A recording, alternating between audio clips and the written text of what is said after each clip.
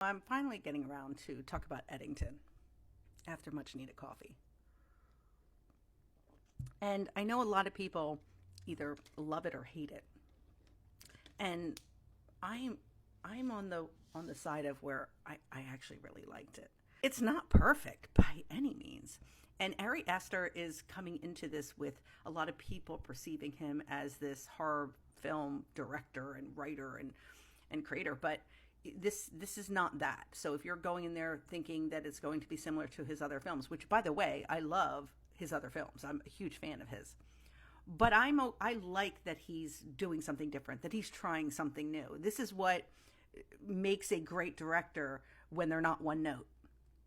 And I won't mention any names, Wes Anderson. I'm not going to get into this premise in the story. Go read about it, okay? Because you probably watch a ton of videos already about what it's about. I'm not going to get into it. It does take place during the pandemic, which, while I was watching it, I'm like, is this too soon? Like, is it too soon? Even when you don't like a film and you're coming out of it talking about it, to me, that's grand. That's great. You're having conversations about a film that made you feel uncomfortable, and that's a lot of times the purpose of the film. But I'm just going to really hone in on two things that I thought were done well, and then I'll tell you about what I felt was wonky. I'm going to start with the positive, which is the cinematography and the directing of that cinematography is absolutely brilliant. There is this one scene when Joaquin Phoenix's character is running up this hill, running away from these snipers. And it made me feel like I was watching a Hitchcock film. You could tell that he has influence there. It really felt like that. Then you have the scene where Joaquin Phoenix has the gun and he's in the middle of the street. That is absolutely brilliant and breathtaking filmmaking. And there's so many other grand elements to this film when it comes to cinematography and overall filmmaking.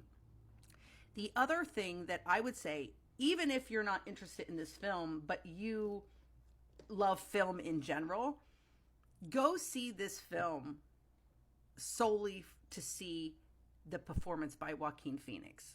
Like, this is Oscar worthy performing here. This is so good. Now, was the supporting cast that they gave him underutilized? Yes. But maybe that's the point. Like, maybe they're there just to do that because Joaquin is the star here. He does such a brilliant job in playing this very absurd at times character. And he's brilliant. Now the wonky, the pacing. The pacing of this plot is all over the place. There were moments where I'm like, why did it go from there to there? Like, you're going to say that to yourself. It's very wonky. The story, the script is all over the place. At times you're like, where is this going? Is it supposed to go this direction?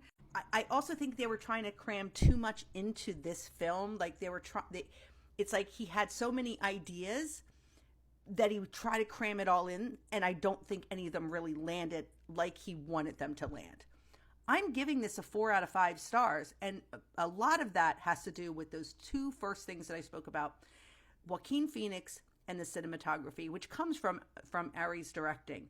I would love to see more film like this that's really, not a remake, not a redone, a new idea. And that's another reason why I think we need more filmmaking like this. People taking risks. And this was a risk. Did it land 100%? No, but it was definitely worth the ride.